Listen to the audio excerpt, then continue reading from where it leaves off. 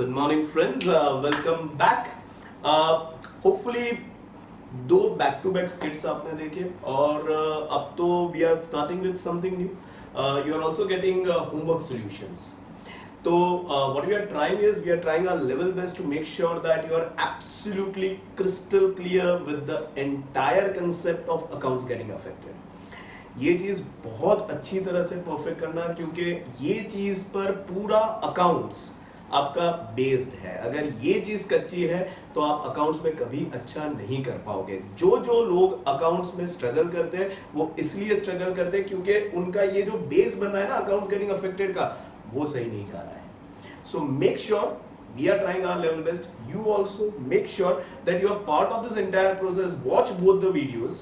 Okay, ठीक है, आपका सारा आंसर सही आ गया है, बहुत बढ़िया, मगर still watch both the videos to make sure that not only what you are doing is I'll say academically correct, but even if you can understand your thought process should go right. इसलिए देखते रहना, सारे videos देखना, सारा homework class work सब करना, क्योंकि बेटा बहुत मेहनत हो रही है. ठीक है, just to create this base. So make sure you are not missing out. Anyways, starting with today's session, as I told you, ये पूरा वीक हम दो से ज्यादा अकाउंट्स गेटिंग अफेक्टेड कैसे ढूंढे जाते हैं, कैसे वो सोच क्या है जिससे हमें वो अकाउंट्स गेटिंग अफेक्टेड सारे दिख जाए, उस पर काम कर रहे हैं. बीच बीच में कुछ ज्ञान देता रहूंगा, ठीक है, तो लेते रहना. ठीक है, so not wasting too much of time, let's start with the topic. The transaction today goes like this. Find out accounts getting affected from following transaction in books of Rajesh. Rajesh बोले तो अपने अक्षय कुमार है, उनके ससुर जी. ठीक है, राजेश खन्ना जी की बात हो रही है. You are told commence business with cash 12 lakh, personal furniture 3 lakh, personal car 5 lakh. A word of caution, or I'll say a note, और I'll say क्या कहते हैं वो, एक सूचना. ठीक है, जो मूवी के पहले आती है ना कि all the characters are fictitious, please don't relate it with someone, तो ऐसी कुछ एक सूचना, तो ध्यान से सुनना. इकोनॉमिक्स अलग सब्जेक्ट है, अकाउंट्स अलग सब्जेक्ट है.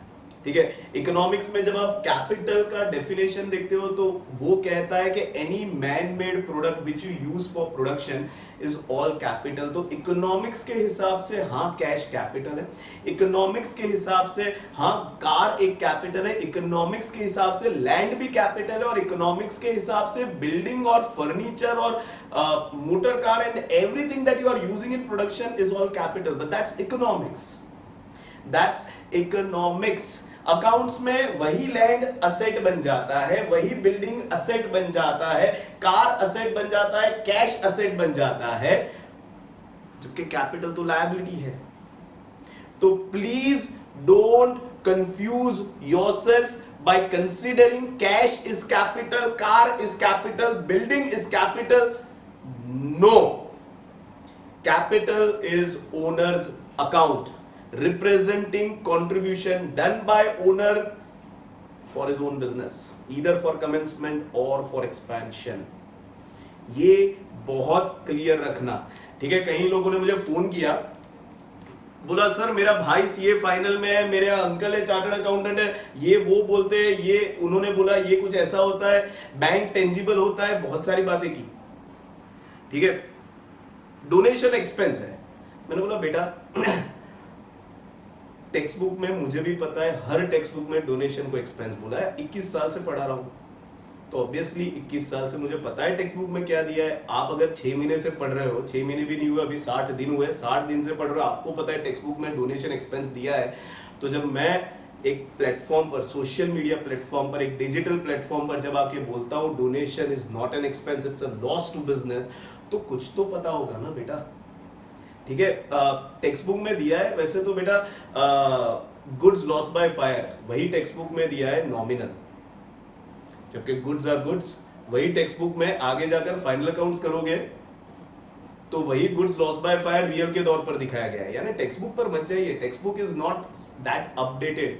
ठीक है, वही अंकल से, वही भैया से पूछिए कि भैया गुड्स लॉस बाय फायर कौन सा अकाउंट होता है, तो होपफुली टेक्स्ट बुक पढ़ पढ़ के ही वो जो कर रहे हैं वो कर रहे हैं, तो फिर वो भी वही बोलेंगे जो टेक्स्ट बुक में दिया है. मगर अगर वो टेक्निकली डेफिनेशन से समझ रहे हैं तो in that case they will come to know that goods lost by fire is real.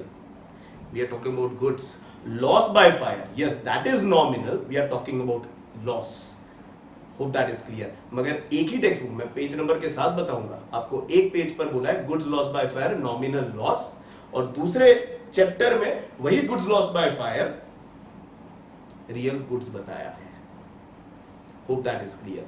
So text book मुझे मत बताइए, पूरी टेक्स्ट बुक देखी हुई है, 21 बार देखी हुई है, शायद उससे भी ज्यादा देखी हुई है, इसलिए मुझे पता है टेक्स्ट बुक में क्या है. Still I am talking about certain things because I know what I am making, what I am talking is making sense. ठीक है, जैसे टेक्स्ट बुक में, वही टेक्स्ट बुक में आपको ये भी बताया है कि capital is cash goods and asset. मगर आज जब आप असेट और लायबिलिटी दोनों सीख गए, तब आपको नहीं लग रहा है टेक्स्ट बुक गलत बता रहा था, या आपको नहीं लग रहा है वो आपके टीचर जो स्कूल में पढ़ा रहे हैं जिन्होंने बोला कैपिटल इज कैश गुड्स और असेट, वो गलत बोल रहे थे. क्योंकि कैश गुड्स और asset, cash is real, goods is real, asset is real, capital is personal. दो अलग चीजें हैं बेटा, अलग. सर मगर टेक्स्ट बुक में लिखा है, अरे टेक्स्ट बुक में लिखा है, गीता में बोला है कर्म किए जा फल की इच्छा मत कर, मगर कौन करता है?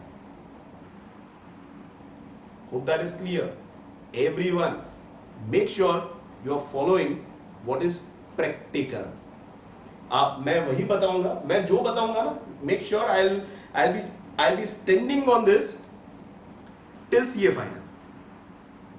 ठीक है, जो मैं बता रहा हूं वो चीज पर मैं सीए फाइनल तक खड़ा रहूंगा. कोई भी चीज जो मैं बोल रहा हूं अगर वो हिले ना थोड़ा भी, स्टूडेंट हो नहीं हो फोन कर देना. ठीक है, रेडी रहूंगा आंसर के साथ. Getting the idea.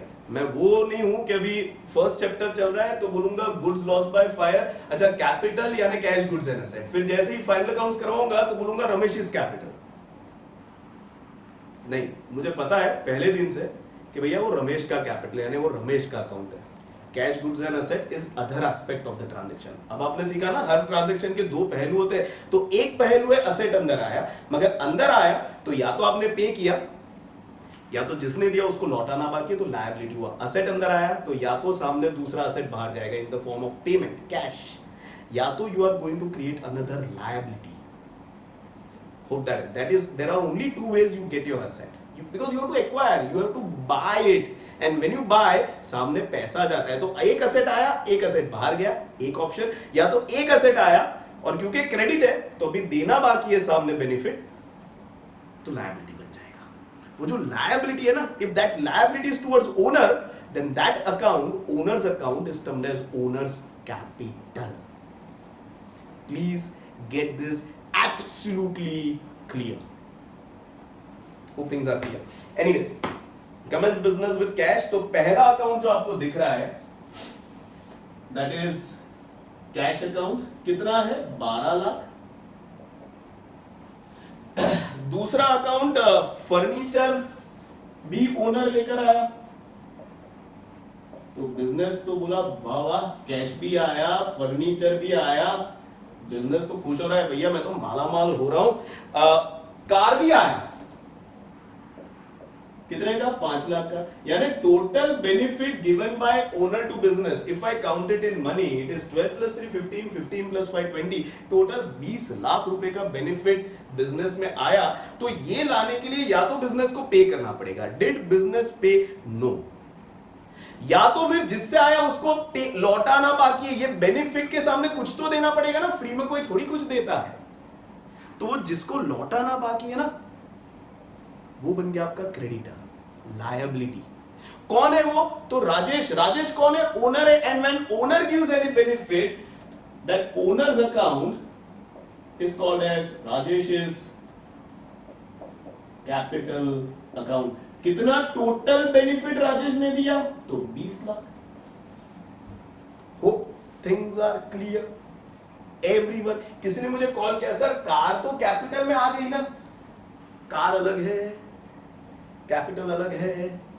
Two aspects of every transaction. Car आया तो किसी ने दिया. किसने दिया? ओनर ने. वो ओनर कौन? राजेश. राजेश के पीछे क्या लगाएंगे? Rajesh is capital. कार अलग, कैपिटल अलग. Hope things are clear. आगे, borrowed loan from friend Rishi. वो जो गुजर गया ना ऋषि कपूर, उनकी बात कर रहे हैं। And received 6 lakh as cash and cheque of 8 lakh. 6 lakh cash आया, वंस अगेन बिजनेस में आया, अरे अच्छा लगा, कैश अकाउंट कितना आया, 6 लाख। फिर उसने चेक दिया, चेक को हम क्या करेंगे, सीधा बैंक में डिपॉजिट करेंगे, यानी वो पैसा जेब में नहीं आएगा, बैंक में जाएगा। Hope that is clear. तो दूसरा अकाउंट जो अफेक्ट हो रहा है वो है बैंक, कितना, 8 लाख है ना, यस। अब 6 लाख कैश आया, 8 लाख बैंक में डाला, भैया पैसा आ रहा है तो सामने कुछ तो हमें देना पड़ेगा। अगर कुछ दिया, मान लो गुड्स दिया तो सेल्स, सर्विस दिया तो इनकम, कुछ दिए बिना आया तो गेन। और सामने हमने असेट बेचा, एक्सचेंज ऑफ असेट, और सामने पैसा आ रहा है तो असेट, और ये कुछ नहीं हुआ और जिसने दिया उसको ये लौटाना बाकी है तो लायबिलिटी। यहां पर हमने ये पैसा एज अ लोन लिया है फ्रॉम ऋषि, जो ऋषि को लौटाना बाकी है। तो your third account getting affected is 14 lakh आए, मगर आए कैसे, तो किसी ने दिए। सवाल पूरा, सवाल पूछो उसका जवाब दो, तब जाके आपके अकाउंट्स गेटिंग अफेक्टेड खत्म होंगे। पैसा आया, किसने दिया, तो राजेश, नहीं कौन है, ऋषि। अगर राजेश देता तो पीछे प्रीफिक्स में लगता, रादर सफिक्स में लगता capital. Rishi is not owner, तो उसके पीछे कैपिटल नहीं लगाएंगे भैया, मगर क्योंकि उसने लोन दिया है ना, तो जस्ट टू बी क्लियर कि भैया ऋषि क्यों दिख रहा है बुक में, तो अच्छा उसने लोन दिया था, इसलिए कितने का लोन दिया था, तो टोटल 8 और 14 लाख का। Hope things are clear. उसने पैसा दिया, हमें उसको लौटाना बाकी है, क्रेडिट ट्रांजैक्शन, नाम आना जरूरी है। राजेश ने कार दिया, फर्नीचर दिया, कैश दिया, हमें उसको लौटाना बाकी है, क्रेडिट ट्रांजैक्शन, नाम आना जरूरी है। Fourth account is that name. Hope things are clear to everyone. हम वो टाइप सब टाइप भी साथ में कर ले। चलो, कैश में रियल असेट और current asset, furniture real asset और non current asset, car real asset non current asset, और राजेश इज कैपिटल भूलना मत, पर्सनल या liability and non current liability. Remember, capital liability है, कार असेट है, दो अलग है, याद रखना। और the same line, cash real asset, current asset, bank personal. देखो, बैंक में पैसा आया, हमारा पैसा बैंक में, आप लोग सर हमारा थोड़ी है, ऋषि का है, नहीं भैया। देखो, ऋषि से मैंने लोन ले लिया, अब मैं तेरे को लौटा दूंगा, अब ये पैसा मेरा है, मैं इसे जो भी करूं तू बीच में नहीं आएगा, तेरे को तेरा पैसा बॉस मिल जाएगा। अब ये पैसे के लिए मैं जो भी करूं, आई ओन इट, और मैंने क्या किया, बैंक में डाला, तो मेरा पैसा बैंक के पास। So this becomes your bank balance, so this is your asset, और उसमें करंट असेट, क्योंकि मैं तो यूज करने वाला हूं, और ऋषि इज लोन पर्सनल लायबिलिटी, और मान के चलते हैं कि भैया नॉन करंट ही होगा, कुछ बोला नहीं है। Hope things are clear. I may remove this because मुझे जगह चाहिए होगी, ट्रांजैक्शन ज्यादा है, अकाउंट्स गेटिंग अफेक्टेड 2 से ज्यादा है, तो एक बोर्ड में शायद खत्म ना हो, तो मैं ये हटा दूंगा, इसलिए देखते रहना। और अगर कहीं पर मैं हटा दूं तो आपके पास तो ऑप्शन है ना, पॉज करो, रिवाइंड करो, वापस देखो, तो हटाओ तो भी प्रॉब्लम आना नहीं चाहिए।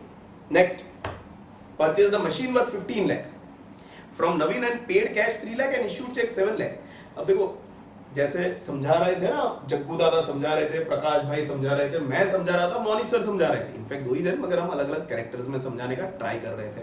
तो देखो, 15 लाख का मशीन आया, यानी एक चीज पक्का है, मशीन आया। परचेज नहीं लिखेंगे क्योंकि मशीन में हम डील नहीं करते ना, तो कितने का आया, 15 लाख का। अब 15 लाख का मशीन आपने खरीदा है, तो सामने 15 लाख का पेमेंट होना चाहिए। देखते कितना पेमेंट हुआ, तो कैश का पेमेंट हुआ 3 लाख है ना, या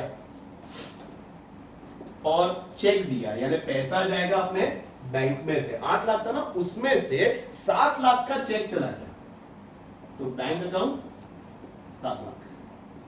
15 का मशीन आया, 7 लाख का पेमेंट हुआ बैंक से, 3 लाख का पेमेंट हुआ कैश से, 5 लाख का पेमेंट अभी भी बाकी है।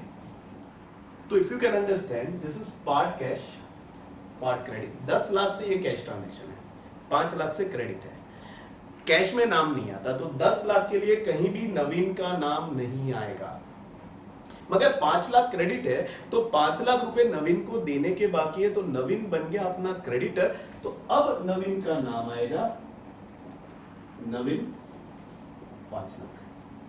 तो अब हो गया 15 लाख का असेट खरीदा, 3 लाख का कैश का पेमेंट तुरंत किया, 7 लाख का चेक दिया और 5 लाख क्रेडिट है, पे करना बाकी है, नवीन बन गया आपका creditor. Hope that is clear. Machine real asset या non current asset, cash real asset, ये करंट असेट, बैंक पर्सनल अभी भी असेट ही गिनूंगा, क्यों? क्योंकि 8 लाख डिपॉजिट किया था, 7 लाख उठाया, अभी भी मेरा 1 लाख बाकी है, मेरा पैसा बैंक में, तो अभी भी बैंक बैलेंस ही है, तो अभी भी असेट है, तो इसे करंट असेट कहेंगे। और नवीन पर्सनल लायबिलिटी, और 1 साल के अंदर पे कर देंगे तो current liability. Hope things are clear and hope this is making sense. अब क्योंकि देखो बैंक में सिर्फ 8 लाख डाले, फिर 7 लाख उठा लिए, तो 1 लाख बचा है ना, इसलिए नेक्स्ट ट्रांजैक्शन डाला। देखो नेक्स्ट क्या कह रहा है, डिपॉजिटेड इन बैंक 5 लाख, तो 5 लाख और बैंक में डाल दिए, कैश लेकर गए बैंक में डाल दिए। तो if you can understand, business में से कैश गया, कहां गया? बैंक में गया, तो एक अकाउंट हुआ बैंक, दूसरा हुआ कैश।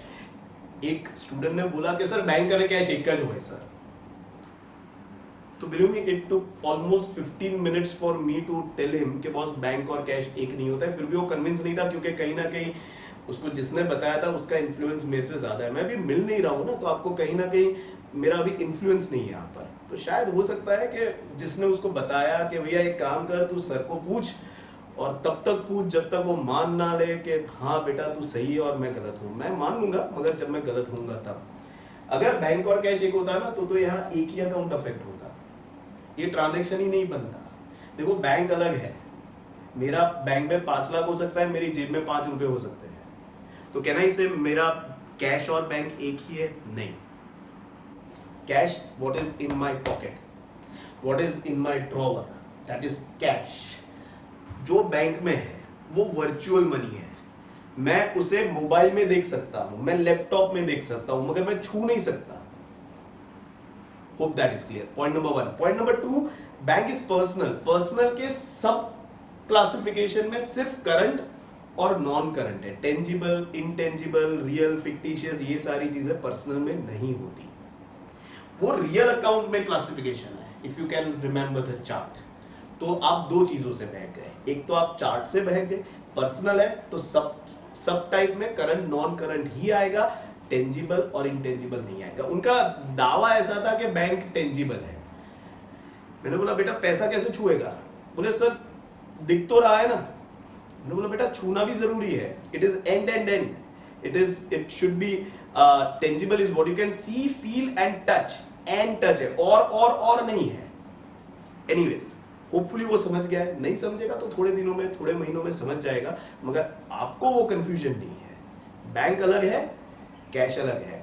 कैश 5 लाख लिया, लेकर वो पलक मैडम जैसे कोई क्या कहते हैं कैशियर होंगे, उनको दिया और बोला मेरी बैंक में जमा कर दो, डिपॉजिट कर दो। यानी बिजनेस से पैसा बाहर गया और किसके पास गया? बैंक के पास। तो दो account getting affected, bank and cash.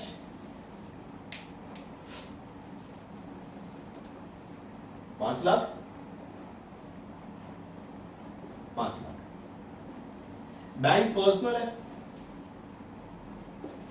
Personal में भैया मेरा पैसा बैंक के पास है ना, तो ये हो जाएगा असेट और उसमें हो जाएगा करंट असेट। कैश रियल है, उसमें असेट, और उसमें करंट एसेट। स्वभाव भी अलग है। देखो कैश और बैंक एक साथ कैसे हो सकते हैं, एक समान कैसे हो सकते हैं? कैश रियल है, बैंक पर्सनल है। तो जो भी ये मानते हैं कैश और बैंक एक ही है, प्लीज ऐसा नहीं होता। आगे बढ़ते हैं। Purchase goods worth 6 lakh from Vinod and issued a cheque of 3 lakh and cash 1 lakh. Purchase goods है भैया, गुड्स खरीदते हैं तो we don't say goods, what we say is purchase. कितने का गुड्स खरीदा भैया? 5 लाख का। अब 5 लाख के गुड्स खरीदे तो सामने 5 लाख का हिसाब होना चाहिए। जब तक नहीं होता है तब तक अकाउंट सोचते रहिए। देखो पेमेंट, परचेज किया तो सामने पेमेंट करना पड़ेगा। क्या क्या पेमेंट किया है? तो सॉरी 6 लाख का गुड्स खरीदा है तो 6 लाख का हिसाब ढूंढेंगे। पेमेंट में चेक दिया 3 लाख का, यानी पैसा जाएगा अपने बैंक में से, तो दूसरा अकाउंट अफेक्ट हुआ बैंक। कितना? 3 लाख। 1 लाख का कैश दिया तो वंस अगेन कैश गया बिजनेस में से, तो तीसरा अकाउंट अफेक्ट हुआ कैश। 6 लाख के गुड्स खरीदे, 3 लाख चेक दे दिया, 1 लाख कैश दे दिया, 4 लाख का सेटलमेंट हो गया, तो 4 लाख का कैश ट्रांजैक्शन हुआ। 4 लाख के लिए वो नाम क्या है अपना? विनोद। विनोद जो भी है वो नहीं आएगा। मगर what about remaining 2 lakh? If you can understand, 6 lakh का गुड्स खरीदा, 4 लाख का पेमेंट हो गया चेक और कैश से, 2 लाख का पेमेंट बाकी है, तो वो हो गया credit transaction. So this is part cash and part credit, और क्रेडिट है तो नाम आएगा विनोद। उससे गुड्स खरीदे हैं, उसको पैसा देना बाकी है, तो he is your creditor. Your accounts getting affected. Purchase is real in that it is goods, तो आगे कोई सब टाइप नहीं होता। बैंक पर्सनल है, अभी भी 8 लाख डाला था, 7 लाख उठाया, 1 लाख बचा, और 5 लाख डाला, 6 लाख हो गया, 3 लाख उठाया, तो अभी भी 3 लाख उठना है, तो अभी भी असेट ही चल रहा है और करंट असेट है। कैश रियल है, असेट है, करंट असेट है। विनोद पर्सनल, लायबिलिटी और करंट लायबिलिटी। 1 साल के अंदर तो पैसा हम लौटा देंगे पक्का। 5 के बाद आया 6। Sixth one says sold goods for 8 lakh to Sanjeev and received a check of 5 lakh and cash 1 lakh. Sold goods, तो एक तो अकाउंट हुआ सेल्स, गुड्स नहीं लिखेंगे, सेल्स अकाउंट कितना? 8 लाख। अब 8 लाख के गुड्स बेचे हैं तो सामने 8 लाख का हिसाब हमें ढूंढना है। जब तक ना मिले तब तक अकाउंट्स गेटिंग अफेक्टेड सोचते रहिए। अब 8 लाख के सामने हमें क्या क्या मिला? तो भैया चेक मिला जो हम डिपॉजिट कर देंगे अपने बैंक में, तो हमारे बैंक में पैसा आया 6 लाख। 6 लाख है ना? नहीं, 5 लाख आया। फिर उसने कैश दिया 1 लाख का, तो 8 लाख के सामने 6 लाख का पेमेंट हो गया, 2 लाख बाकी है ना, तो 2 लाख का हो गया क्रेडिट ट्रांजैक्शन। तो 2 लाख के लिए इफ यू कैन अंडरस्टैंड नाम आएगा। नाम क्या है? तो भैया नाम है Sanjeev,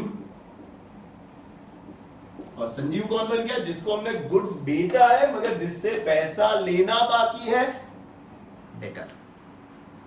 hope that is clear. Your accounts getting affected, sales is real in that it is goods, और गुड्स का कोई सब टाइप नहीं होता। बैंक पर्सनल, मेरा पैसा बैंक में जा रहा है तो असेट, और उसमें करंट असेट। अब तो अपने पास बैंक में बहुत पैसा है। कैश रियल, असेट, और भैया करंट असेट बन गया। संजीव पर्सनल, उसमें डेटर है ना, तो असेट, और 1 साल के अंदर तो पैसा मंगवा लेंगे तो current asset. Hope things are clear to everyone. आगे बढ़ते हैं, नंबर 7 पर चलते हैं। 7th कहता है Sanjeev return goods worth 50,000 as same were damaged. ये पहली बार आ रहा है तो ध्यान से देखना, ध्यान से समझना। संजीव को गुड्स बेचे 8 लाख के, उसमें 50,000 के उसको पसंद नहीं आए तो उसने लौटा दिए। तो बिजनेस के लिए क्या हुआ, गुड्स अंदर आए, और जब बेचे हुए गुड्स वापस अंदर आते हैं ना, तो that account is called as sales return account 50,000।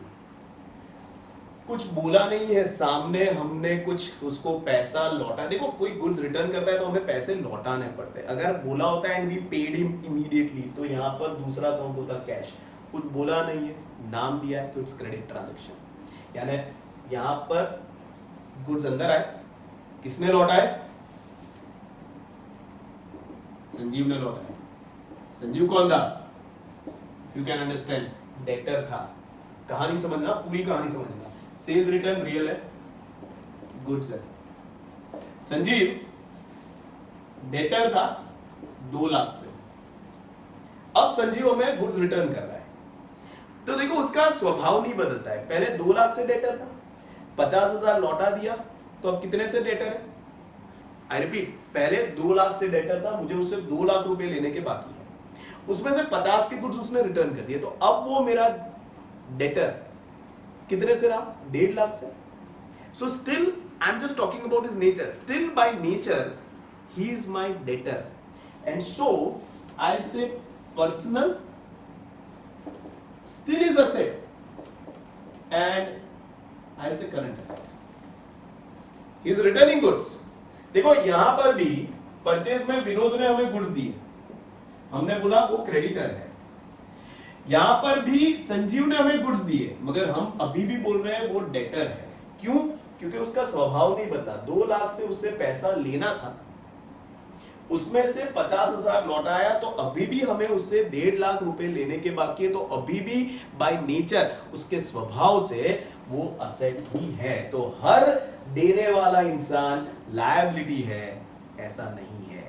Transaction to transaction बातें बदलती रहेगी, तो वो ध्यान से देखना, ठीक है। तो ये एक अच्छा लर्निंग पॉइंट था, ध्यान देना, टेंशन मत लेना। कल के ट्रांजैक्शन में वापस ये कंसेप्ट डालूंगा, वापस टेस्ट करेंगे, करते रहेंगे, फिर तब तक करते रहेंगे जब तक ये रूटीन ना बने, ठीक है।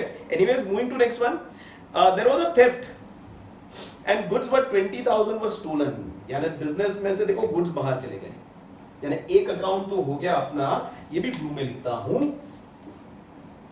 गुड्स लॉस्ट कितना, 20,000 रियल है, गुड्स है, उसका सब टाइम नहीं होता। गुड्स बाहर गए, देखो मैंने बताया था ना, कुछ भी हम बाहर जाता है ना, तो सामने कुछ आना चाहिए।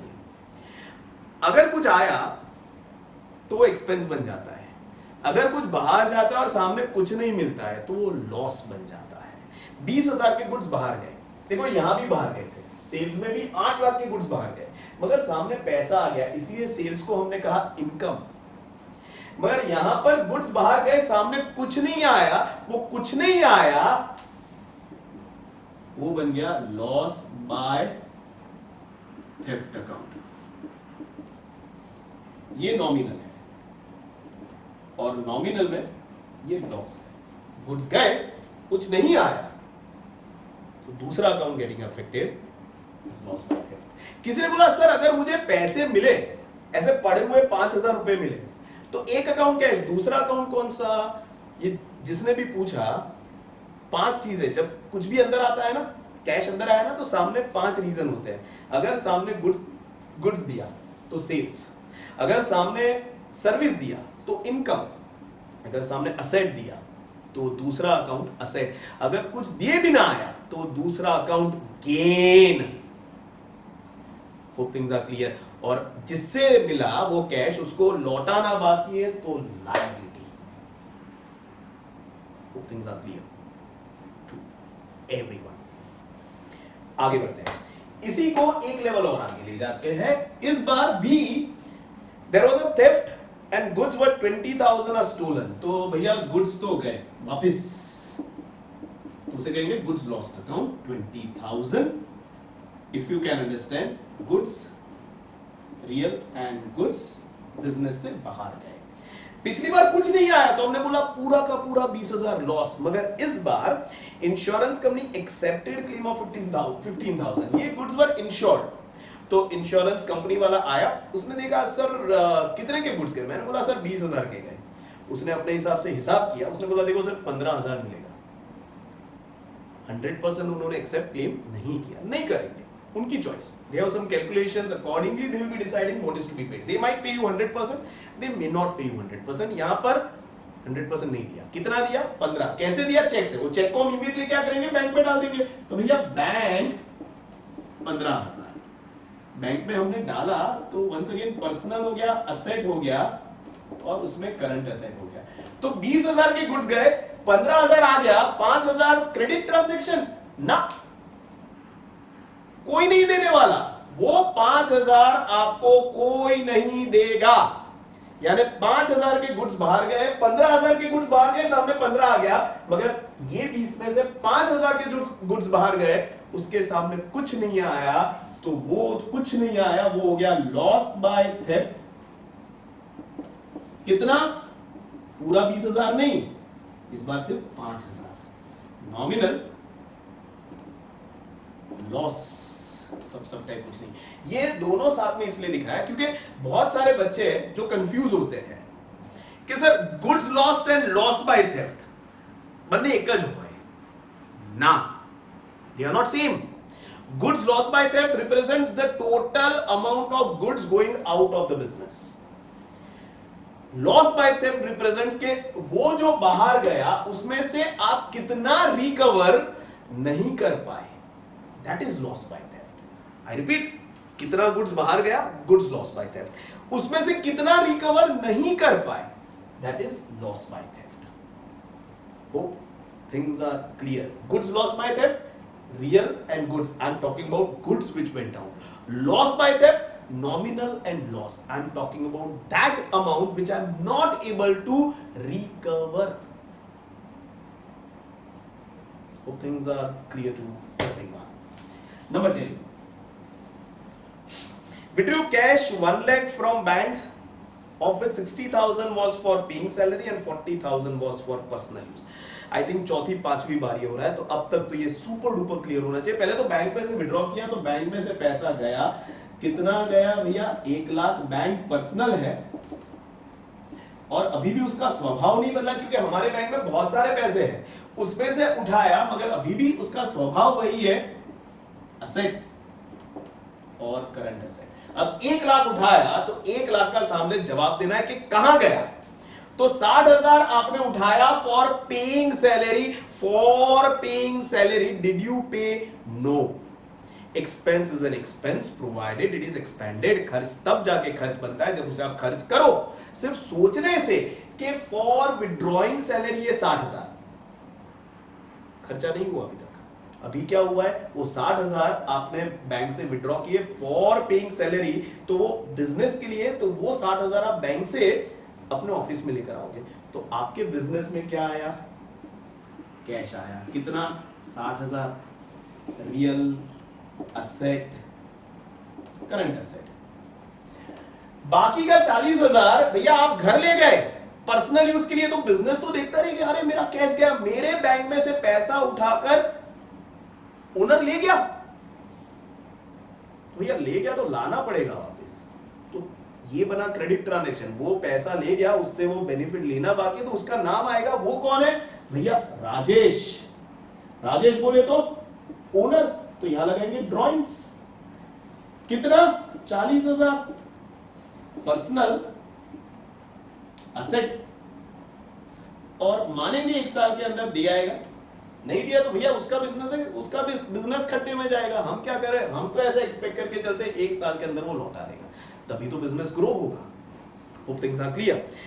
Paid salary 60,000 and salary worth 80,000 remains payable. Paid salary 60,000 and salary of 80,000 remains payable, यानी टोटल सैलरी जो हमें भरना है वो 1,40,000 है। Salary is remuneration. Remuneration is what employer pays to his employee for receiving service in the form of his time, his money, rather his time, his energy and his intellect. और इतना याद रखो, जैसे ही एम्प्लॉय आपको service देता है, यानी एक चीज पक्का हो जाता है, आपका खर्चा बन गया, और वो खर्चे का नाम क्या है? सैलरी 1,40,000। अब अगर पे करोगे तो कैश ट्रांजैक्शन, कितना पे किया 60, और अगर नहीं पे करोगे तो क्रेडिट ट्रांजैक्शन, कितना पे करना बाकी है 80, क्योंकि क्रेडिट है तो नाम आएगा। और नाम में पता है मोनिश सर ने हमें वो एक कंक्लूजन दिया था कि इतने सारे, यहां पर तो 2 एम्प्लॉई है, आर्ची मैम और पलक मैम, अगर 20 हुए तो 200 हुए तो 2000 हुए तो 20,000 हुए तो 2 लाख हुए तो 20 लाख हुए तो इतने सारे नाम लिखेंगे ना, इन सबको एक ग्रुप में लेकर आएंगे, उस ग्रुप को कहेंगे सैलरी पेबल। 1,40,000 का खर्चा हुआ, वो तय किया, तो 1,40,000 का सामने हमें इफेक्ट दिखना चाहिए। अगर पे किया तो कैश, नहीं किया तो क्रेडिट, कैश में नाम नहीं आएगा, क्रेडिट में नाम आएगा, एक से ज्यादा है ग्रुप में डालेंगे, उस ग्रुप को कहेंगे salary payable. This is nominal expense, indirect expense, cash real asset, current asset. Salary payable represents person who has given us service but to whom we are yet to pay back, so it's your liability. एक साल के अंदर पे back करेंगे तो it's your current liability. Hope things are clear. पहला capital economics और capital accounts में अलग है। इकोनॉमिक्स में yes cash, goods, building, land, assets basically they all are capital which are used in production, मगर accounts में cash is asset, furniture is asset, car is asset, तो capital क्या है? ये देने वाला जो बंदा है ना, ओनर, उसको capital कहते हैं। Rajesh is capital. Don't mix it up. Things are clear. Cash और बैंक अलग है. Don't mix it up. That is clear. Everyone. Cash is real, तो उसमें सब टाइप में tangible, intangible, current, non current, real, fictitious कुछ भी ले सकते हैं। बैंक पर्सनल है, उसमें सिर्फ सब टाइप करंट और नॉन करंट है, क्योंकि पर्सन में we never go with tangible, intangible, real, fictitious, we only will be sticking up to current and non current. ये मेरे चार्ट में ऑलरेडी मौजूद है। Hope things are clear. ऐसा ही दूसरा सम आपको होमवर्क में होगा, प्लीज होमवर्क करना, और next day will make sure that वो होमवर्क का भी एक वीडियो बनाकर आपको भेजा जाएगा। तो देखना अच्छी तरह से क्या क्या है, समझना अच्छी तरह से। एज आई टोल्ड यू, समझ पर ज्यादा फोकस करना है रादर देन आंसर्स, क्योंकि ये आंसर्स तो टेक्स्ट बुक में भी दिए हैं, डाइजेस्ट में भी दिए, आपके स्कूल के टीचर भी करवाएंगे, किसी का भाई भी करवा लेगा, किसी के अंकल भी करवा लेंगे, मगर ये आंसर के पीछे की जो सोच है, सोच पकड़नी है, उसके लिए क्रिस्टल क्लियर होना है। ठीक है, so that's it for the day. Hashtag घर बैठे पढ़ो, stay home, stay safe, take utmost care of your mental and physical health, and make sure that you are watching all the lectures and doing your homework and classwork both. See you tomorrow. Bye.